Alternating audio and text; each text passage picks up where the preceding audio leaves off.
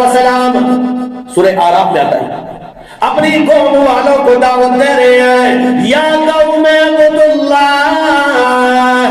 ما لکم من الہ غیرہ، اے میری قوم والو اللہ کی عبادت کرو، اس کے علاوہ تمہارا کوئی الہ نہیں ہے۔ حضرت صالح علیہ السلام فرما رہے ہیں، یا قوم اعبدوا اللہ ما لکم من الہ غیرہ،